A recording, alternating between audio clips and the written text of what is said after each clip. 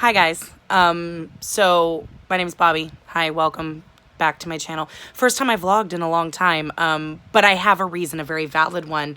Welcome to my video, my vlog, titled, I'm not sure what I'm going to title yet, probably watch me read the ACOTAR series by Sarah J. Maas, or also titled, or Why I Hate Becca from Becca in the Books, or, you know, How Becca Destroyed My TBR for July, a memoir. That bitch, that fucking bitch. So backstory, got to get some backstory on this. So way back when, like 2016, 2017, it was something like that. I can't remember. It was way before I found BookTube, so I wasn't watching. I wasn't a watcher of BookTube. Obviously I hadn't made my channel yet. That was like 2 years off. And I was at work and I was just thinking about different books I wanted to read. I was in one of those ruts, and this is where BookTube was like a godsend for me, to where I could never figure out anything to read. Like, I loved reading, but everything that I knew about or authors that I loved, I'd read all their books and I didn't know what to read next. And I couldn't find a good outlet. Like, I was on Goodreads, but Goodreads is really shitty with their recommendations. So I didn't have any way to figure out what to read next or to get good recommendations. So I asked two of my coworkers who I knew were avid readers, and one of them put Throne of Glass and said, why don't you read Throne of Glass? Throne of Glass by Sarah J. Maas. She goes, we love her, because both of them are really good friends. Oh my God, we love Sarah J. Maas. She's so great, blah, blah, blah. You should read her. So I got the ebook for Throne of Glass. I read it. I gave it like 3 stars, I think, maybe 2. I didn't really like it. It wasn't bad in the fact that I was engaged and I read the whole thing and it didn't take me 40 years to read. It's just, it is so full of tropes, and Selena is one of those characters where it's like, you hear about what such a badass assassin she is, but you never fucking see anything cool. Like, you're such a great assassin, but are you gonna ever show me assassinating anything? No. It was very, very tropey, and while I didn't hate it, I wasn't necessarily compelled to go pick up the next book. I could either take it or leave it. It was kind of like, yeah, okay. So I just never really read anything else that they ever recommended me, because I was like, yeah, not really my thing. I think they recommended me Shadow and Bone, I think. Is that the other? It's not Lee Bardugo. Is that the Laini Taylor? The Laini Taylor one, I think, that trilogy.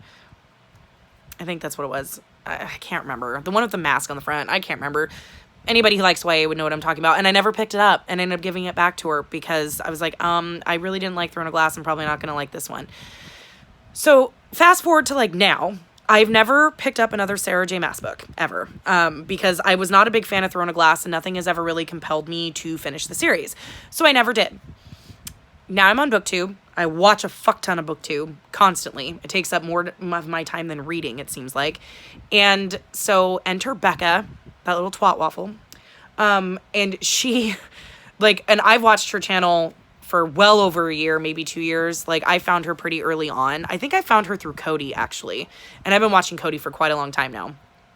Because when I found Cody, she was still relatively small. And I love Becca's content. I really like her videos. I like her personality. And she is a Sarah J. Maas, like, freak. She's obsessed. She doesn't talk about her, like, constantly, but, you know, the girl she's Maas trash. I mean, she even made a music video about it. I mean, she loves Sarah J. Maas. So she has a Patreon. I am one of her Patreons because I enjoy her content, and she is moving towards doing YouTube full time and doing her candle business full time. So I wanted to support her in that because I like her candles. I like her content. So I want to help her with that. So I became one of her Patreons. So she has a Discord where everybody can chat and whatnot. And we're all chatting and shit. And I don't know how we got on the fucking subject, but it got on the subject somehow of ACOTAR. ACOTAR. Why can't I say that right? A Court of Thorns and Roses. ACOTAR. Like, ACOTAR. Like, what the... I can't say it right. It always sounds weird. But we got on A Court of Thorns and Roses and the whole trilogy and the whole 9 yards and Sarah J. Maas and blah, blah, blah. And I made a mention that I had A Court of Thorns and Roses on my Kindle app. Like, I bought it a long time ago. I think it was after I read Throne of Glass. I got A Court of Thorns and Roses because I thought, well, I didn't necessarily mind Sarah J. Maas's writing style. Maybe if I went with this story, different. It's about the Fae. It's a totally different story than Throne of Glass. The girl main character, Feyre, is not an assassin, blah, blah, blah. Maybe I'll try that. I never picked it up. So when I made the offhand comment about that and how I wasn't sure what I was going to read next, my July TBR is kind of like, I haven't really been in the mood to read. Bitch pressed me to read it. She's like, just pick it up. You won't regret it, blah, blah, blah. Here we fucking are. I read it. I finished it today. I read it in 3 sittings. And that fucking bitch. So because of it, like halfway through the book, I went and ordered the hardcover of A Court of Thorns and Roses. I also ordered ACOMAF and ACOWAR. Because now I want to read all of them. I want to read all 3. I've heard A Court of Frost and Starlight is kind of dumb. You don't really need to read it. And even the big, huge Sarah J. Maas stan said it was really stupid and you didn't really need to. So I'm not sure if I will get that. Maybe I'll read that from the library just to see. And I don't know. We'll see how bad I get into this. But I read it, and I have thoughts. So this whole vlog will be spoilery. Since I finished A Court of Thorns and Roses, I'm now going to spoil it. I will be picking up A Court of Mist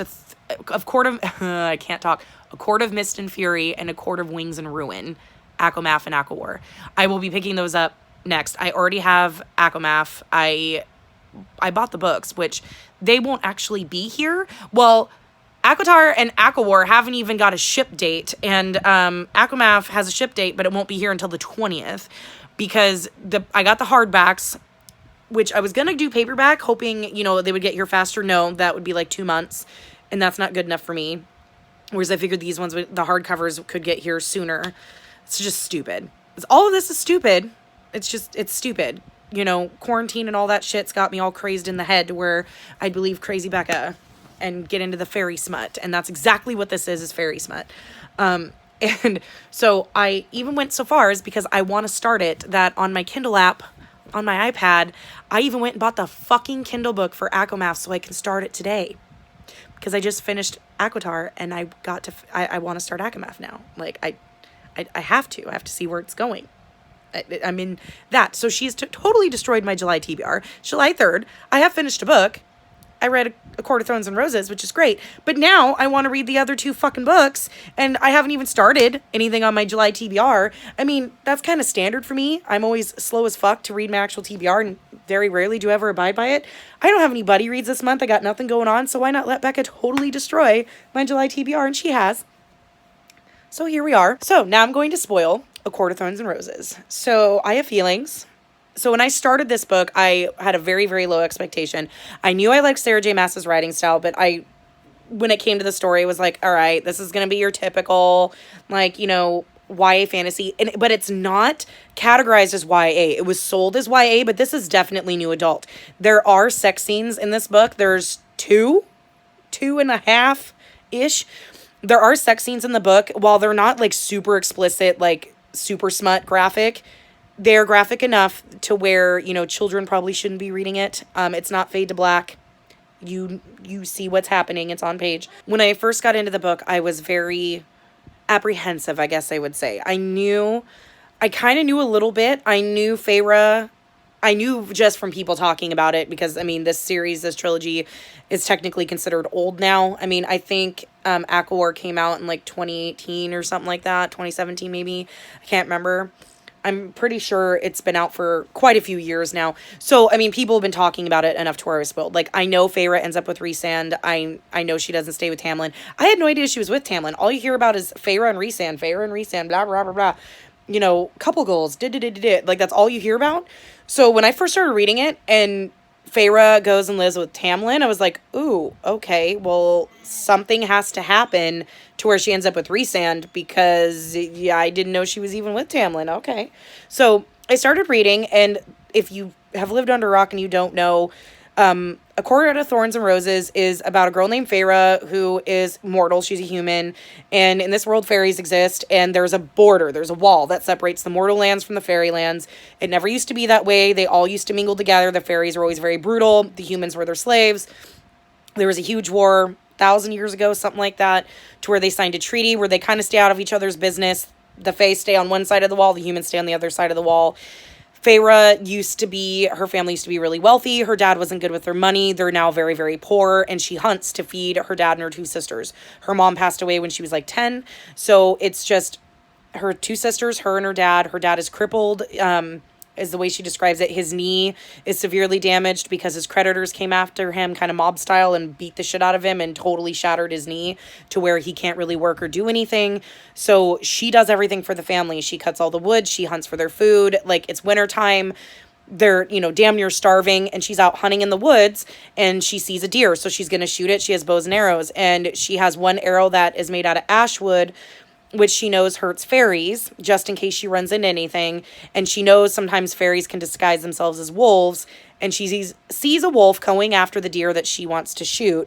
She thinks it might be fairy, but she's not sure if it's fae or not, and so she shoots it in the eye and kills it, and skins it, takes its pelt. She's not sure if it's fae or not. She kind of has a feeling it is, but she's not sure. And then a couple days later, a big, huge new wolf breaks down the door and is a fairy and says that she killed another fairy. And by the treaty, she has to now go with him and live, either die or go live with him in the fae world for the rest of her life. And so she doesn't have a choice. She feels like if he kills her, then her family will starve. And if she goes, maybe she can find a chance to escape and come back. So she leaves and goes with him. And then the story goes from there. There's a lot. This book is not as tropey as Throne of Glass at all. It's very much a fantasy romance, which I like fantasy romance. Like, I'm hard about romances, but I don't like romances when they take over the entire story. Fantasy romance is okay most of the time because the romance is there, but there's so much other action and so much other shit going on that you're not just focused solely on the romance. And that's how I felt with this one. The romance that was there was good, and there was a slow burn, and there was tension, and there's a lot of political fairy politics going on, and there are some gruesome stuff that happens, and so there's stuff going on all the time to where it's enjoyable. It's not like, oh my God, she's just sitting in a room pining over somebody, and I don't like romances like that, where the romance is the sole story and there's not much else going on. So with fantasy romance or paranormal romance, there tends to be a lot going on. As I was reading this, and Becca shit herself and got pissed when I told her this, this story to me is very much like the Sookie Stackhouse series to me, in a way. And let me tell you why. Don't come for me. Let me explain. So in the Sookie series, so this is going to be mild spoilers for True Blood or the Sookie Stackhouse series. I'm already spoiling the Court of Thorns and Roses series, so if you're here, spoilers. So in the Sookie Stackhouse series, you have Sookie, who's a telepath. She can read people's minds. And if you don't figure this out in the show until quite a bit on, and same in the books, Sookie is part fae. She is, I think, a quarter or half fae, something like that. I think she's a quarter fae. Her grandfather was fae. It's in her blood. I think her grandfather's dad, her grandfather was full fae. In the show, they made it different, but in the books, her grandfather was full fae, so she's like a quarter. But that's why is telepathic, is because she has fae blood in her. So, which reminds me a lot of Rhysand. But anyways, I digress. So Sookie and Feyre are very much alike.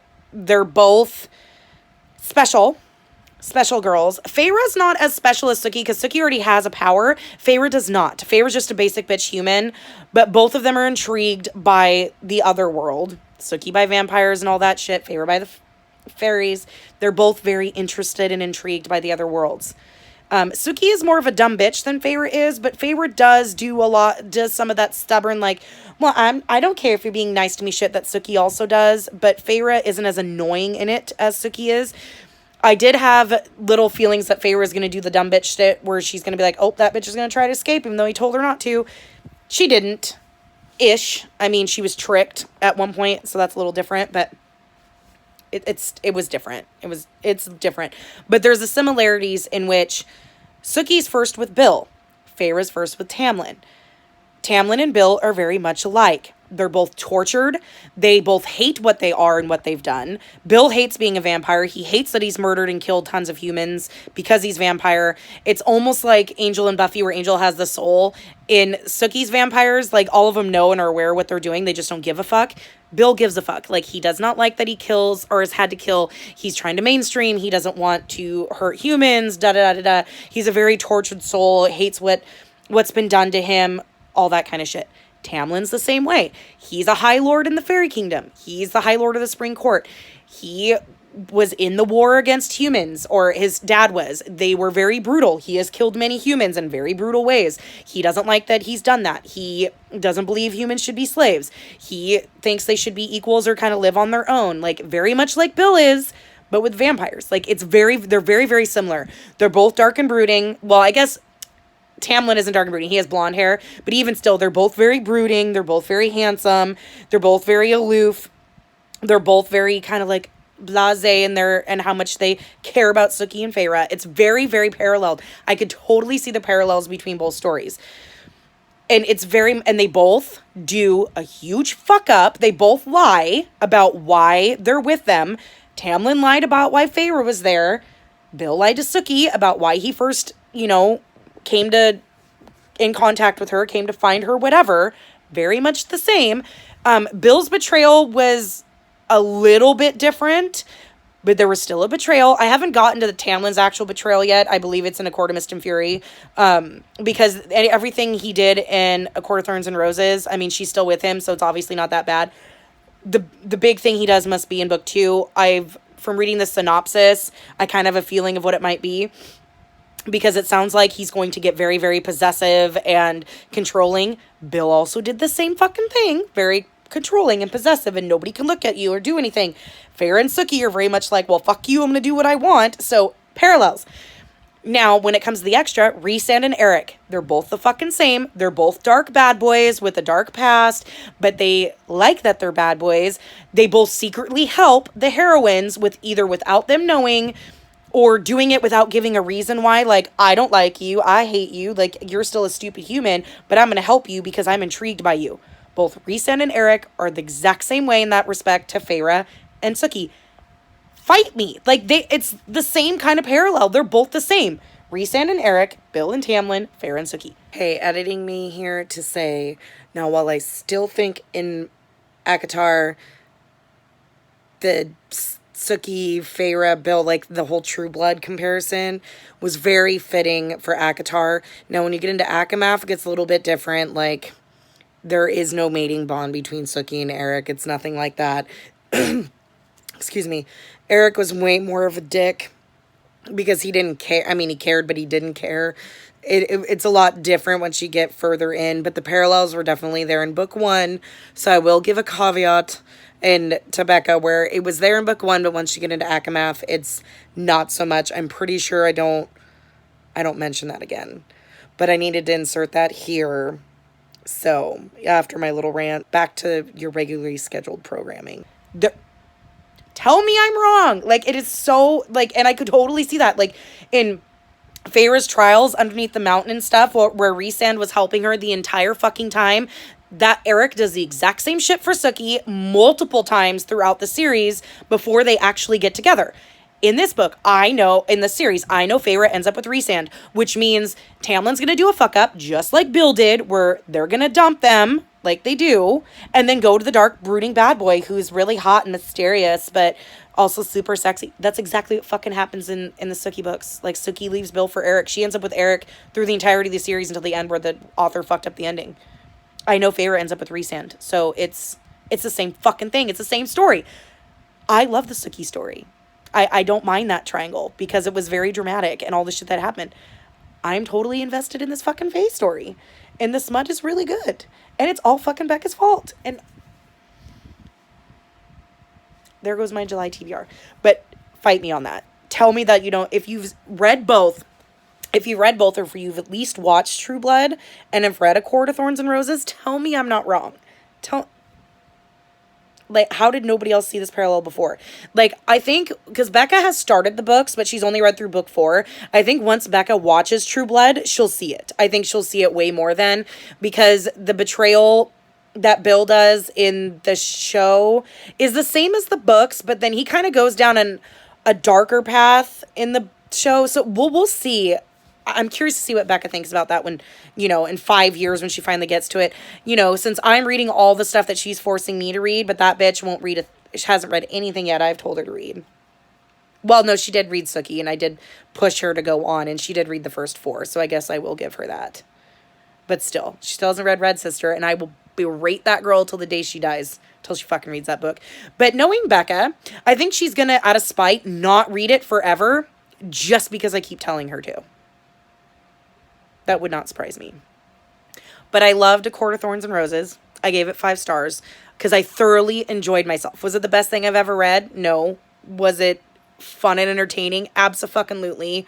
The fairy smut was awesome. I like how dark the fairies are, where they're good, but they're also dark at the same time. I like that they're not completely evil. The world building was nice. She did a good job at the world building. I like her writing. Her writing is so easily digestible and so quick to read. I mean, that was a 421 page book, I think. Read it in like 3 sittings. It was so easy to read. It was easy to devour. I've got the other 2 books coming. I got the Kindle version of A Court of Mist and Fury because I'm going to pick that one up next. I don't know how I'm going to update this. I don't know if it's going to be after I end the books or as I'm reading. I think because I decided to do this after I finished A Court of Thorns and Roses, I'm going to do it as I read. So I guess final thoughts on ACOTAR is it was good.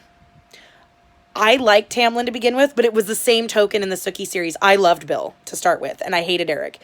And then as the story progressed, I started to hate Bill and thought he was annoying, and I just wanted her to be with Eric because Eric was so dark and mysterious and hot and just, you know, you just wanted to know more about him, and he was dark in a good way, whereas Bill became boring. And I have a feeling that's going to be what happens with Tamlin and Rhysand, and then there's going to be, and like, if I remember right, she did. Sookie made a deal with Eric in the Sookie story in those books to where she had to be at his beck and call for certain things. Kind of like how Rhysand made a deal with Feyre that she's got to spend 1 week a month up in the Night Court. It's the same fucking story, just with fairies instead of vampires. And the Sookie series was longer. And it ended in a stupid-ass way. Whereas I think this one's going to end the way probably more like how I want it. So I'm totally down. I'm like totally down the deep rabbit hole.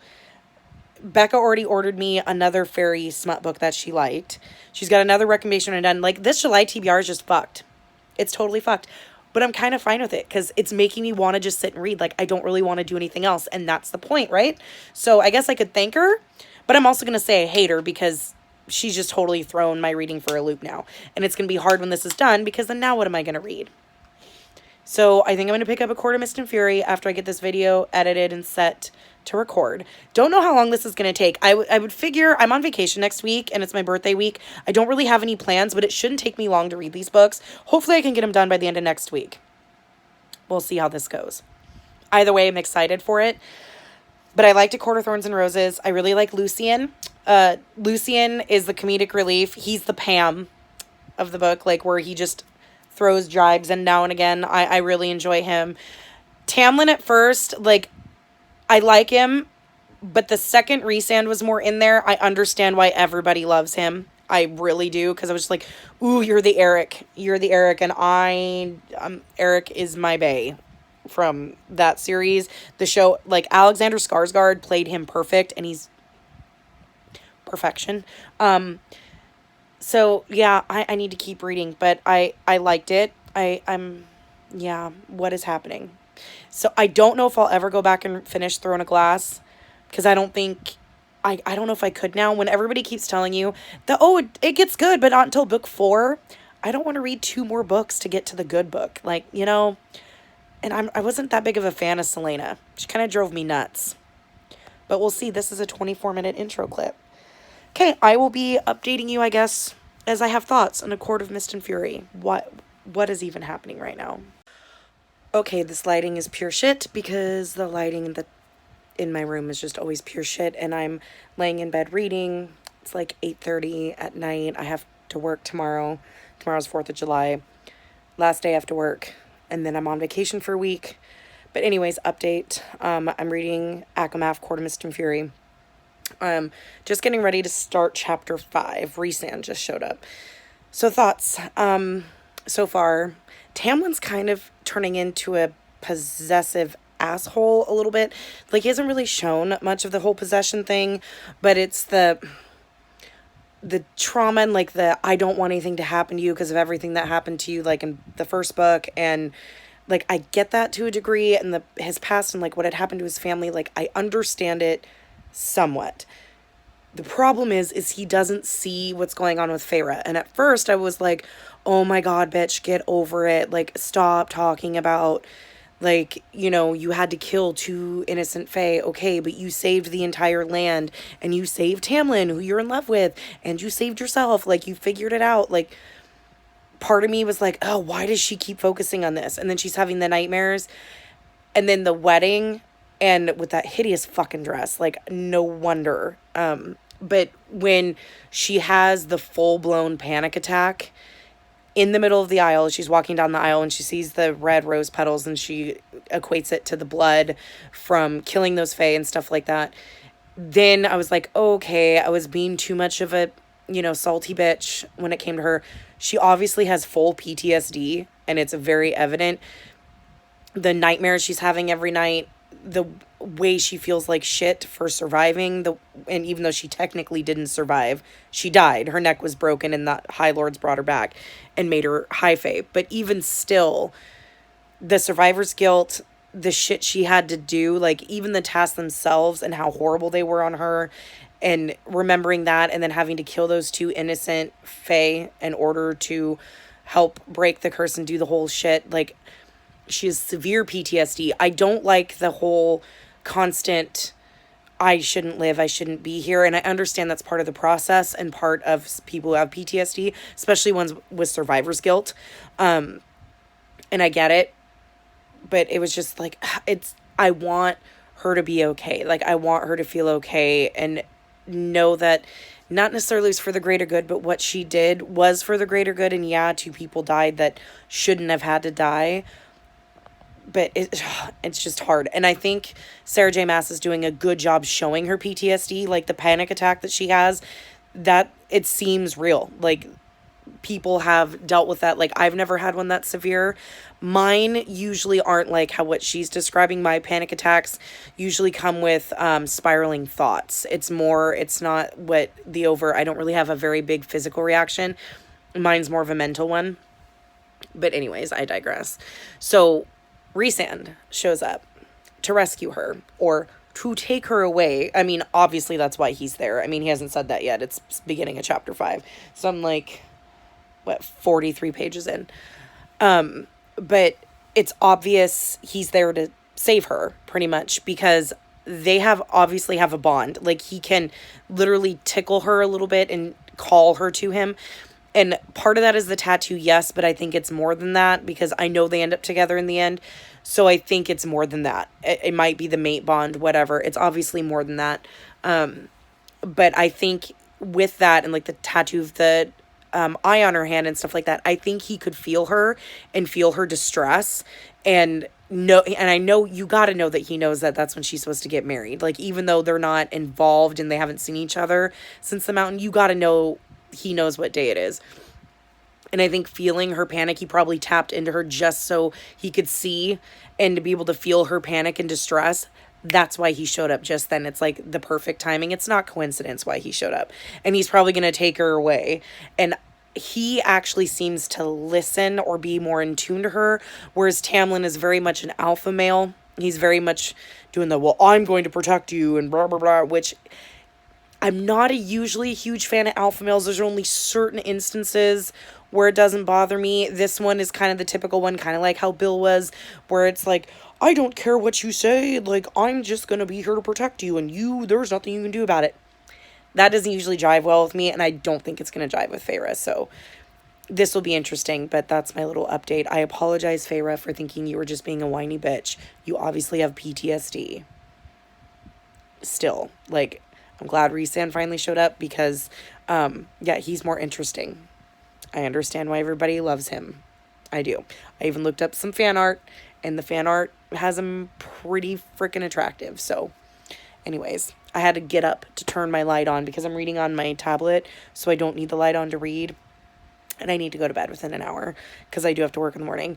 But, yeah, I had to turn on the light because without any kind of light, you wouldn't have been able to see me, and you would have just heard my disembodied voice on a dark screen. So, okay, I'm going to go back to reading.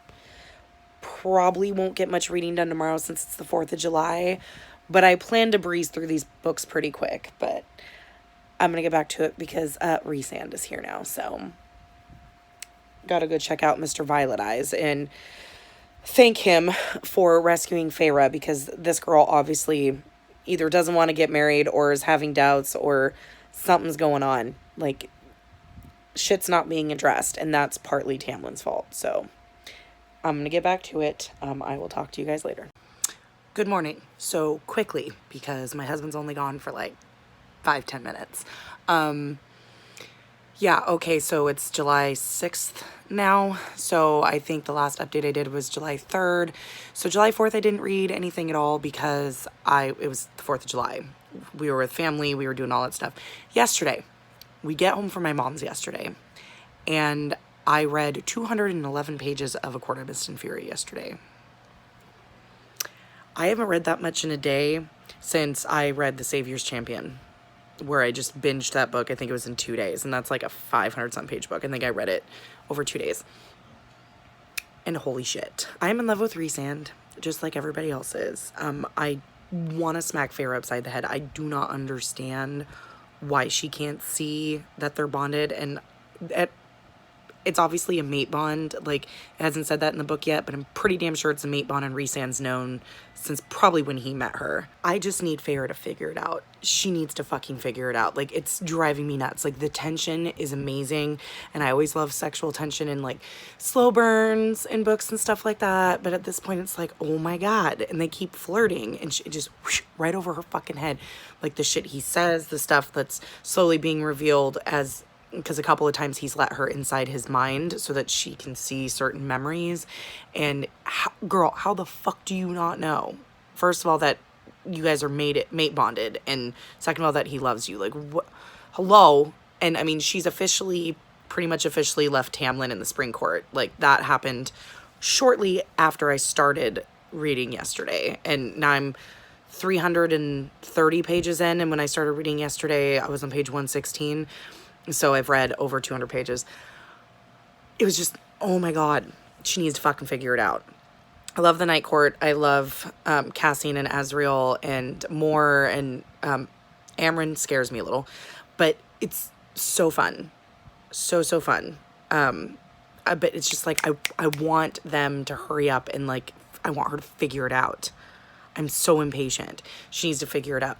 I'm curious because this is moving really slow, and I've heard people complain that this book is too long and it could easily be cut down, and I guess it could, but I like the building of Feyre coming to grips with her PTSD and the trauma she suffered, and Rhysand really helping her do that and, like, keep her calm and recognizing and pretty much doing the opposite of what Tamlin was doing, where he just shoved her in and was trying to, like, abusively keep her hostage and being like, oh, everything's fine, and sweeping it under the rug, where Rhysand is not doing that. He is helping her get through it and being supportive and recognizing when she's having a panic attack and the trauma that she suffered. So of course that just makes him even better. But I want her to fucking figure it out. Like, she needs to figure it out. I'm sure it'll happen soon because I'm about halfway through the book now, so she's got to figure it out soon. And the slow burn part of it, with even the plot, is moving really slow. Like, stuff's happening. They're about to, you know, they're talking about the king and how he's going to be starting a war and all that stuff. And they're doing that. Like, they're dealing with that. But it's very slow moving, and I don't mind. I like that the character building is happening, and that's why it's moving slow instead of just plot. Whereas book one was more plot than anything else. I like that we're watching Feyre try to get over her trauma and getting used to being in the Night Court and getting to know them, and we're learning more about their characters, the characters in the Night Court, and getting their backstory and stuff like that. So it's fine. Like, it's just, I just want them to have, like, a real kiss, like, because their first kiss in book one didn't count, or yeah, it didn't count at all. I want her to figure it out. It's nice being able to sit at home. I'm on vacation now. It's nice to be able to sit at home and just read. I mean, I spent all day, most of the day, reading yesterday. I read over 200 pages. That's good. Like, I haven't done that in so long, and it felt good to be able to do that, just to be laying in bed, comfortable, just relaxing, and reading a book I'm so invested in and really enjoying. So, it's my little update. Read 200 pages yesterday. Fucking Feyre. I'm curious to see what happens when she meets up with Tamlin again, because I'm pretty sure at some point she's going to have to go back to the Spring Court, even though she sent him a letter saying she left on her own volition and she made that choice and nobody abducted her. I have a feeling she's going to have to go back at some point, and that's going to be interesting. but I hope her powers are more honed than they are now. And I like that Rhysand and Cassius and all them are training her and trying to get her to use her powers so she understands them, instead of just shoving her off to the side and being like, oh, we don't have to worry about that. Well, yeah, you kind of do. She's a fairy now. She's a high fae. Like, she needs to learn how to do this. Otherwise, somebody's just going to stomp all over her. And anyways, I'm enjoying it. So I'm going to go back to catching up on BookTube, and then I'm going to dive back in. But I'm hoping to finish this one and A Court of Wings and Ruin by the end of the week before I'm on vacation. Anyways, I'll check in later. Good morning. Court of Thorns and Roses update. So last night I finished A Court of Mist and Fury. I read 300 pages of ACOMAF yesterday. 300 pages. I haven't read that much in a day since I can't remember the last time I've read that much in a day. Like I said in the last clip, I think it was when I read The Savior's Champion was the last time I read that much in a day. There's been other times where I've read a couple of books in my days off, but it's usually small. But A Court of Mist and Fury is 630 something pages, and I read it in 3 sittings. So on Friday I read 116 pages. Didn't read anything on Saturday because of the holiday. Sunday I got home, I read 200 pages because I got up to like 330 or something like that. So I read, 320, 330, so I read 200 pages that day. And then yesterday, being Monday, I read the rest, the 300, and finished it last night. 5 stars. It's on my favorite shelf. I liked it better than A Court of Thorns and Roses. I understand why everybody thinks A Court of Mist and Fury is the best one, which is unusual because usually the second book in the series is the slumpy book that, suffers from like second book syndrome and all that stuff. Not this time. I started ACOTAR, A Court of Wings and Ruin last night. I only got 30 pages in.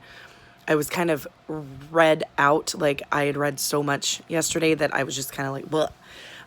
But as I read yesterday, I was messaging Becca the whole time. She thinks this is hilarious because I just message her as I'm reading. And so then she will go, well, what part are you on? What chapter are you on? And so she banters back and forth as I'm reading, which I like. It's kind of like buddy reading, only she's not reading it right now. She finds this hilarious because before I've always said I don't understand the hype around Sarah J. Maas, and I really haven't. I tried Throne of Glass. It was just, ugh. And I could tell that there was in Throne of Glass that there was a love triangle forming, and I was like, oh my god, ugh. Whereas in A Court of Thorns and Roses, there isn't a love triangle. I mean, I guess you could say there's a whisper of one, but not really, because it's never everybody all together pining for each other. It's different. So after reading that one, I was like, okay, this is kind of not really my thing. I don't really want to read it. So I just never continued, even though I have the second book, what is it, Crown of Midnight, I think, on my Kindle, so I could read it if I wanted. I just never continued. And then talking to Becca and talking to others, they all say you have to kind of power through the first 3 books of Throne and Glass, and then books 4 through 8 is where it gets really good, which, okay, like, and she goes, books 4 through 8 are a lot like ACOTAR. She goes, it's really good once you get to there. But do I want to force myself to get through 2 books that are kind of mediocre to get there? I don't know, the way things are going, I might just do that because I'm loving the ACOTAR trilogy, like, a lot. And I'm sorry if you can hear my cat. He's going to start begging for wet food now because it's, not even 9 yet, or it is 9, so not even 10 yet, and that's when he gets it, and he's going to start begging. But yeah, so I don't know if I will read Throne of Glass. I might. Maybe I'll do Crescent City first because that's going to be better. It's her newest one. Whereas I know Throne of Glass, most of it was written before The Court of Thorns and Roses, and it was beforehand. And then I know they were kind of like alternating there for a hot second. Well, we'll see. I don't know. Right now, ACOTAR, that series, or that trilogy so far is fabulous. Like, I'm total trash for Rhysand. And stupid Becca, dumb bitch, she knew it would happen. And she's, gloating over on Twitter because, ooh, I turned her into trash. I do not consider myself mass trash yet. Not until I'm definitely trash for Rhysand, and I'm definitely trash for this trilogy. But I don't think I would consider myself trash unless I read Throne of Glass and get far enough into it to where I want to finish the series. Then okay. Because that's her big series. That's what, 7 books or 8 books. That's her big one. Like, in order to consider myself trash, I'd have to read that one and enjoy that one. And I've heard it gets good at the end, but I might give it a shot. And those books get bigger and bigger as well. I mean, A Court of Mist and Fury was 600 and something, and A Court of Rings and Ruin is 700, I think. So it's a little bit bigger. It's fine. Everything's fine. And I'm going to start that today. I just needed to take a break after reading 300 pages yesterday, but it was good. The romance, that part of it was good. And I like that the romance is a big part of the story, yes, but it's not the entire part of the story. There is a really good fantasy plot that runs right through it, and the romance is a part of it, yes, but it's not like all about it. Though in Akamath it kind of is for a good chunk. It's Feyre starting to figure out that her and Rhysand have a mating bond, and finally that bitch figured it out. It was so frustrating to me, going, oh my god, you're so stupid. Like, how do you not see it? Like, he's dropping hints, everything he's saying to you, like, how do you not see it?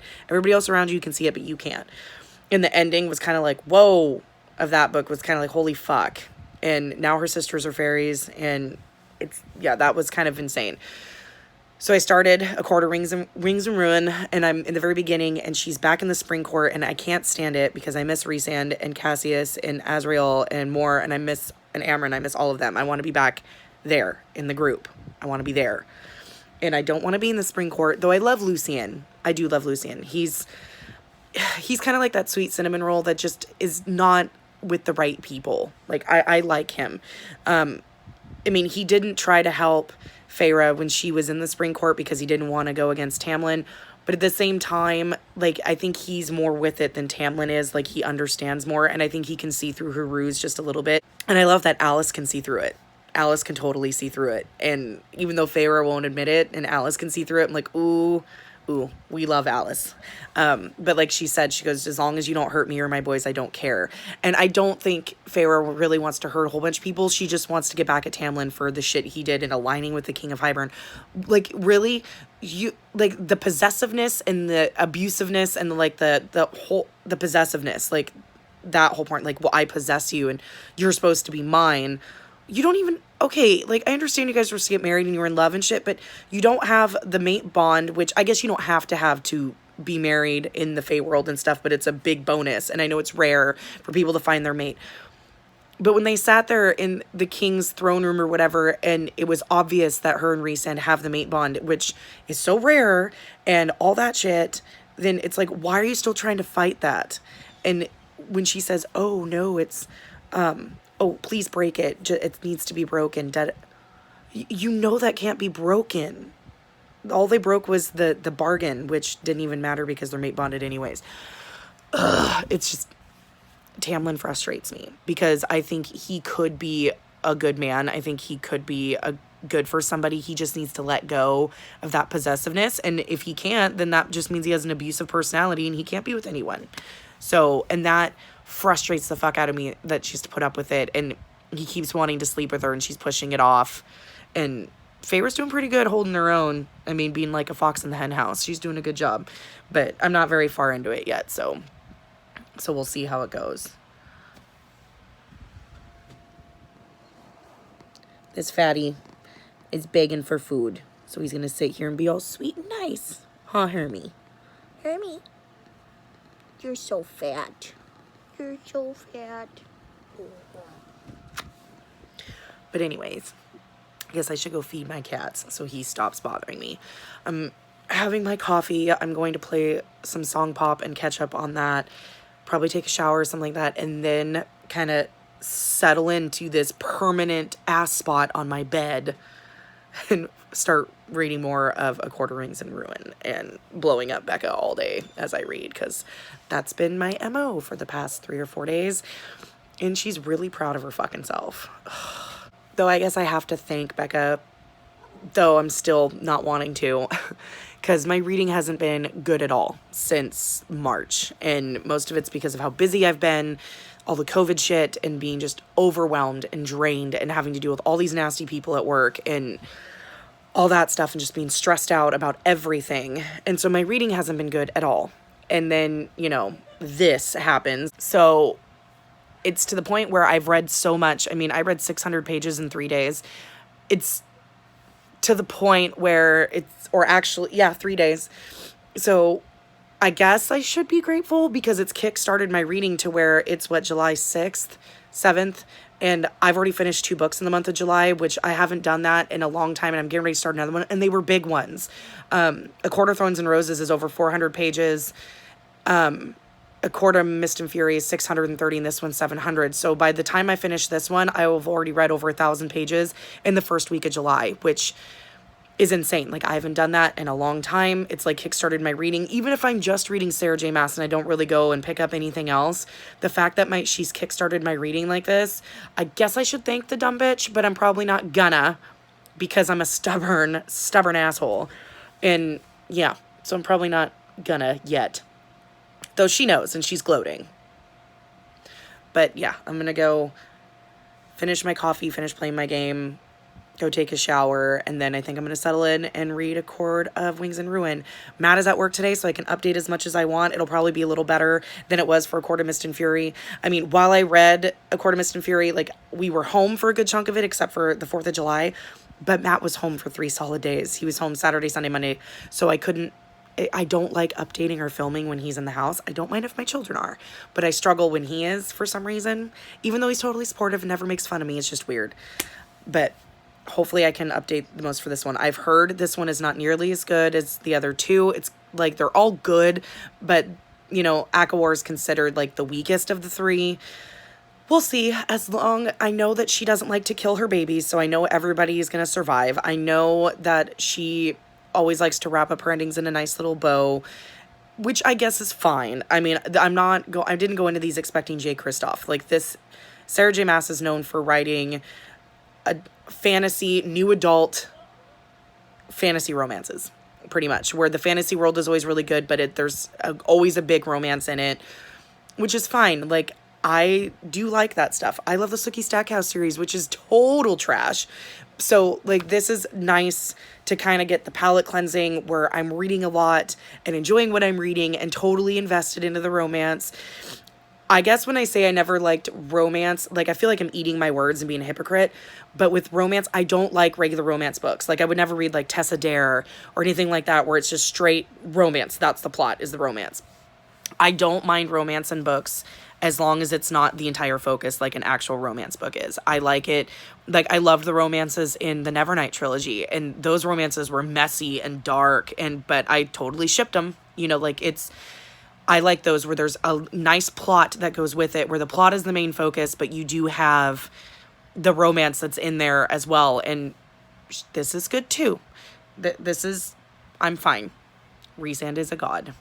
Literally. I can't. It's all Becca's fault. She's gonna gloat. And when I finally post this vlog, she's gonna gloat some more. And, you know, her ego's getting a nice little boost. It's fine. It's fine. Everything's fine. But even still, I had to document this because I never thought that at almost 36 years old, I'll be 36 in 3 days. Never thought that I would eventually be on the Sarah J. Maas train. I don't know, maybe I'll just become mass trash with everybody else. Who am I? Like, this is just wrong. See, in book 2 was supposed to, like, make it better, so I have better recommendations and stuff, and we're circling all back around. Anyways, I'm gonna go do my shit so I can continue reading, and I'll check in with you guys later. Hey, so I'm not in a weird state of undress like I have been, just wearing my, like, cami tank tops that I sleep in. But I am 200 pages into A Court of Wings and Ruin, ACOTAR, and I'm liking it. It's a very action-packed, especially, well, I guess ACOMAF was really action-packed too, but this one is just, like, hit the ground running, super fucking insane.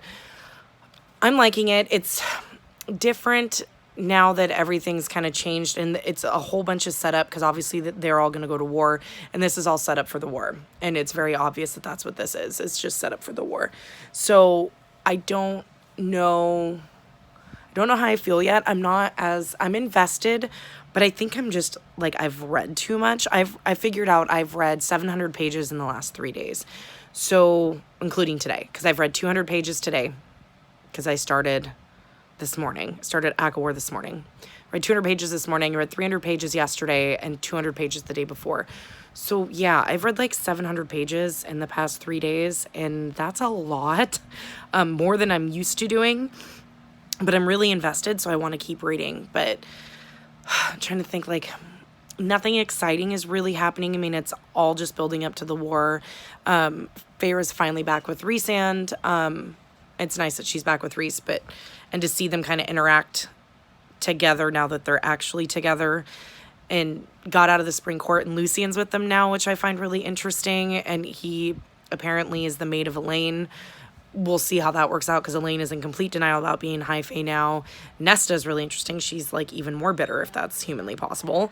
I'm just curious to see how this is all going to work out. I know Sarah J. Maas doesn't like to kill her babies, so I have a feeling that nobody important is going to die. If anybody dies, it's going to be stupid people that we don't care about. Either way, I'll check in later. Hey guys, it's been a while since I've updated days. I don't even remember the last time I updated. This vlog is going to be long and stupid with just me rambling. I'm about halfway through ACOTAR. I'm on page like 400 or close to chapter 42.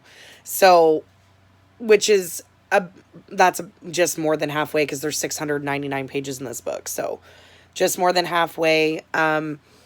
I'm liking it, but I'm not liking it as much as ACOMAF, and I know that's very common. I mean, I'm still enjoying it, but this one is not as plot heavy. I mean, it is, but it isn't. It's more of the political scheming and trying to figure out how they're going to win the war and what they're going to do. And like, I mean, they've been talking about how they have to meet with all the other High Lords, and they're just now going to that meeting 400 pages in. So it's like, okay, we've already gone halfway, and we haven't gotten to this big thing yet. They had a battle in the Summer Court where they helped the Summer Court fight against Hybern. Like, it's like a little skirmish or whatever. So it's good, but I'm not as compelled to pick it up and read it like I was with the other two. Granted, the bulk of this one, I started it when I was still on vacation. I've since gone back to work. I worked today, like this was my 3rd day back at work. I have a graveyard tonight, and then I'm off for 2 days. So I'm hoping to hurry up and get this fucking done. Because it's not that I do want to read other things, and I'm excited to read other things, but it's like, I feel like I'm spending too much time on this series now. This should have been done already, and it's not.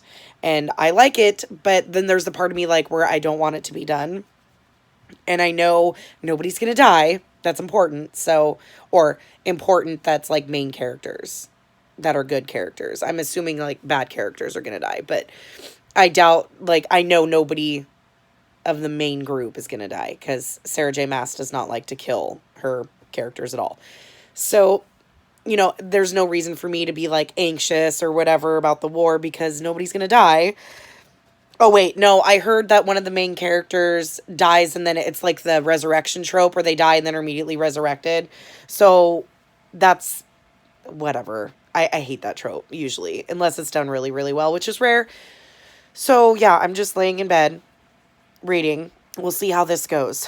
But I am still enjoying it. It's still good. It's just one of those where I read the other two so fucking fast. Like, I read over 1,000 pages in like 3 days, not even 4 days. It was like 3 days at the beginning of my vacation when I had time to. And now that I'm back working, like, I have to go to bed at a decent time. I'm up early. I'm tired. Like, I'm not getting the sleep that I need.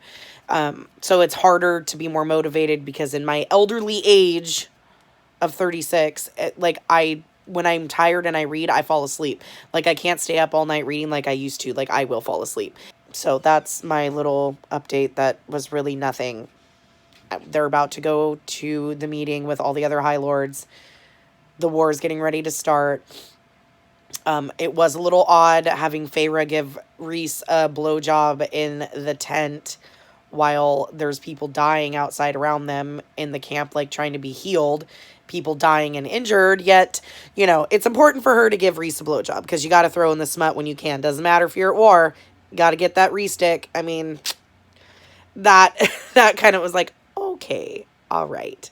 That was a little, I mean, it was more fade to black than a lot of the other smut scenes, but it was one of those where I was like, okay, like that wasn't necessary. Ish, especially with everything going on around you. And I understand the need to like take yourself out of what's happening and like forget what's happening just for a minute. Like, I understand that. But at the same time, I was like, okay, you guys have like no tact or no class, not tact, class. You guys aren't being very classy right now. But what do you expect from like a fantasy romance where there's a little bit of trash? You know, it's fine. But yeah, that's my little update. I'll update you if anything exciting happens. Don't know if it will, because this book is definitely not on the level of the tension as ACOMAF, which is weird because this is a war coming. So you think the tension would be higher in this book, and it's not really. It's more of like a hurry up and wait, hurry up and wait. And if she rushes like the battle and everything at the end, if it gets really rushed, I'm going to be kind of irritated, because why have all this filler at the beginning where they're not really doing anything and nothing else is being established? Why do all that just to like rush the war? Like, we've been building to the war for the 2 books. Like, we should be getting to it now. But yeah, I'm going to get back to reading and I'll talk to you guys later. Hey guys, I just got off my graveyard shift. It's like 6 in the morning on Wednesday. So I'm about to go upstairs. So that's why I'm doing it in the car, because everybody's still asleep in my house. But I just wanted to update you really quick. Last night, I got to page 468 in A Court of Wings and Ruin. So I only have about 230 pages left, 220 pages left. So I'm going to try to finish it today after I sleep, because I will sleep for like the next 5 hours. Might not get it done till tomorrow, but I'm going to try to get it done today. Some shit has kind of hit the fan. Like, I got really good. They were about to go to the meeting. The meeting took up quite a few pages, which was good. They went to the Dawn Court and had the meeting, and Tamlin showed up and he was a right asshole, which I knew was going to happen. He's just really bitter. He's like one of those ones, like, even though he can see that Feyre and Rhysand are mates, like, he can clearly see it. He knows they're mates and that they're together and they're married and they're ruling the night court together. And he still has to act like, you know, the jilted ex-boyfriend. Like, he's just such a little wiener. I just can't with him. It's like, dude, it just didn't work out. Like, you still love her, cool, but she has a mate. Like, she doesn't love you anymore. Get over it. But yeah, he's still a little bratty, whatever. I'm sure, like, once the war fully starts, like, towards the end, he'll do something to redeem himself, but he's still going to be the petulant child in my eyes. And I know Sarah J. Maas is really good at that, at getting you to root for a certain love interest and then flipping the script, which I know that happens in Throne of Glass. Like, in Throne of Glass, like, I only read the first book, but I really love Chaol. I think that's how you pronounce it, Chaol. And I really loved him, and I know that a lot of people ship him as a love interest, but I know it's like in book 2, 3, or 4 or something, it's like this guy named Rowan, and that's who she ends up with, and they do something to make it so you like him more. But I know there's still people who totally ship her with Chaol and not with Rowan, though I have no idea really, because, well, like, about the book, because I haven't read that far. I mean, I will eventually, but with this, nobody I've heard ever ships Feyre with Tamlin. Like, I mean, you do when you read the first book, but once you read book 2 and 3, nobody has ever still shipped her with Tamlin. Everybody ships her with Rhysand. So for me, I'm like, okay. I was like, so you know, maybe she got a little better at it this time, like, really, because Tamlin is terrible. But they had the meeting, and it went okay, but it looks like 6 of the 7. I mean, of course, Baron of the Autumn Court, he's a douchebag. But what was interesting is Feyre figured out that Helios, who is the High Lord of the Day Court, is Lucien's dad. Like, she figured it out, and it's like, I hope Lucien finds out. I hope they tell him so that he knows he's not from that piece of shit family in the Autumn Court. I mean, I guess his mother isn't bad, but she's a possession, and she's abused, and it's terrible. Like, Baron is a terrible person.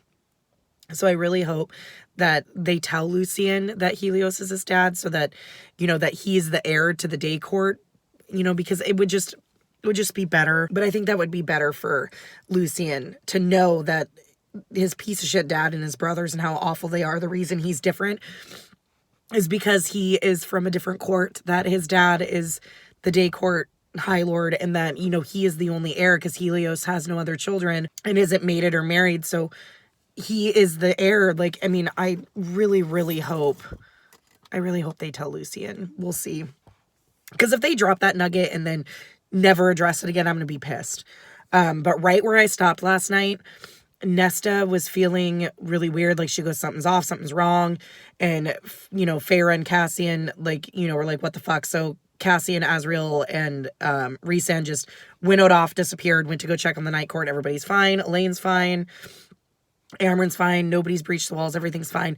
But she still has that nervous feeling. And then the next morning when they go, everybody gets together to meet again to like start strategizing and all that shit.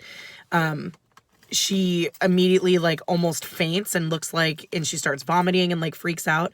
And it's because of her tie to the cauldron, and come to find out like they're too late, and Highburn has already broken down the wall. So where I stopped, he broke down the wall to where, to the human realm and Prithian. So that's bad because they don't have their shit together, and now the war starts now. So we'll see how it goes. I'm going to go in the house and go lay down and try to get some sleep because I'm fucking tired. But I will check in with you guys later. Hey guys, it's time to wrap up this ridiculously long vlog about how Becca ruined my July TBR. So about 2 or 3 hours ago or so, I finished A Quarter Wings in Ruin. I gave it 4 stars. It's not as good as A Court of Mist and Fury for sure. It was good, but it spent too long, like, I guess they weren't even scheming. They were just all kind of hanging out, like waiting for stuff to happen, and nothing exciting really happened. And I guess that I didn't really like that as much. It was like, okay, let's hurry up and get to the war. And then the war part was good, a little fast and rushed, but still good. I liked, it was sad that the girls' dad died, that Feyre's dad died, but that he came back and helped them was awesome, but that he ended up dying. I like that Elaine and Nesta ended up killing the king. I thought that was a really good way to do it, that it wasn't like Rhysand or somebody else getting into this big battle. I like that it was them, considering their powers aren't as big as everybody else's. I liked that. I kind of liked what happened to Amren. I thought that was really cool, where she's the one that saved everybody in the end and gave up that part of herself. The whole Rhysand dying and being resurrected was kind of dumb. Like, I understand his sacrifice to, like, fix the cauldron or whatever, but at the same time, it's like, okay, so he did it knowing he was going to die, but didn't say anything to Feyre, and then it's like, you know, while she's sitting there freaking out and forcing everybody, including Tamlin, to resurrect him, it was just kind of like, and Tamlin was the one that really had to be forced, him and Baron, but still was kind of like, we already did this with Feyre, you know, like, why did we have to do this again with Rhysand? I mean, that was kind of, didn't really like that as much, but I like that everybody's able to live happily ever after. That's a very Sarah J. Maas thing from what I hear. Like, she doesn't like killing the people that she likes. I mean, okay, cool. She killed their dad. He was never hardly in the story. Now, if she would have killed like Cassian, because he was pretty much almost dead, and they didn't, or kept Rhysand dead, then that would have been more heartbreaking, yes, but would make the story, I don't know, more real. Like, through the whole fighting, I was never scared for any of them. I knew they were all going to survive. I knew she wouldn't kill them. So it takes away that part of the tension. The way things went down, like, there was still a little bit of tension, like, trying to figure out how everything was going to play out. But it wasn't as, like, oh my God, like reading the Nevernight trilogy or the Book of the Ancestor trilogy, where they suffered heavy losses and important people died that you got really attached to. And that is missing in these books. And it's not a deal breaker for me, but it makes it less thrilling, I guess, and less exciting. Though I still love the romance. I'm sad that Tamlin's just a wasted piece of shit. I hope in the next books, like, I know that the next trilogy focuses on Cassian and Nesta, which you could totally tell they're totally into each other, and I'm sure the mating bond will snap into place eventually. But I also hope it focuses a little on Elaine and Lucien. I'm curious to see if, Elaine rejects the mating bond or if she accepts it, because Lucien needs a good ending. And also Lucien needs to know that Helios is his dad, and he needs to know that he is the heir to the day court. Like, that would piss me off if that's not addressed. So hopefully she addresses that too. I didn't like that was like a little nugget dropped in this one, and then it was never addressed. Lucien and Helios are never told. Like, come on. Like, that's important. That needs to be built on. But other than that, I still enjoyed it. I gave it 4 stars. Book 2 is still my favorite. It's listed on my favorite shelf on Goodreads. So overall, as a whole, like, my enjoyment of the entire trilogy would definitely be 5 stars. And I guess I'm okay with the fact that Becca forced me to read it. Well, she didn't really force me. I mean, she's thousands of miles away, but strongly suggested that I read it. But I am happy, I guess, that she strongly suggested that I read it. Because when I mentioned Throne of Glass, and she told me, no, don't read that one first. Read A Court of Thorns and Roses first. Read ACOTAR first. Read them first. Because it's better written. It's quicker. It's just a trilogy. And she was right. And she warned me. She goes, well, okay, after this one, read Assassin's Blade, which I actually have right here. I'm going to start that one next. She's like, read that. It's 5 novellas. That's prequel novellas of before that goes right into Throne of Glass. And then I've already read a recap of Throne of Glass to kind of remind myself what happened. And then I'll start on book 2. And I've heard it doesn't get good until book 4. So, or maybe it's book 3, one of the two. Late book 3 or book 4 is when it starts getting good, which kind of sucks that you have to read, you know, a couple of not so good books before you get to the good ones. But I'm just, you know, chalking it up as to this was her first major series, and maybe, she, you know, she obviously got better with time. It's well beloved. I don't know how the fuck I ended up here and getting sucked into this Sarah J. Maas shit. I swore that I never would do that, and I would never read her. But then I also swore I never read Cassandra Clare, and here we are. But yeah, I don't know when I'm going to read Crescent City. I have it thanks to Cody, and I don't know when I'm going to fit that one in. Maybe take a break in the middle of Throne of Glass and do it, because I don't know when the next book in that one is coming out. I know the next book in the ACOTAR series is coming out in January, so I'll definitely be getting that one. Yeah, I don't know. I'll fit it in there somewhere. And what's sad is that my whole July, all of July is probably going to be Sarah J. Maas.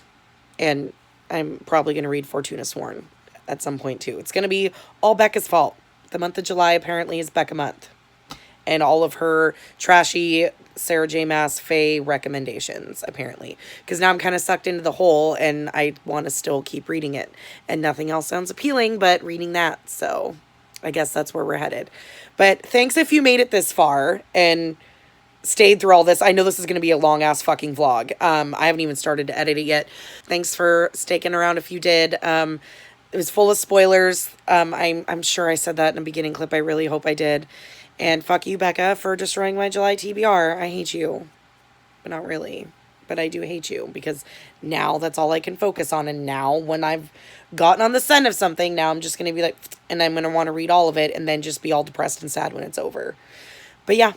So that's it for this vlog. Thanks for watching, guys. Thanks for hanging out for this and really atrociously long amount of time. And I am glad that I read this trilogy. I was pleasantly surprised, I guess. I was pleasantly surprised. And now I want all the fairy smut. Fucking Becca, I swear to God.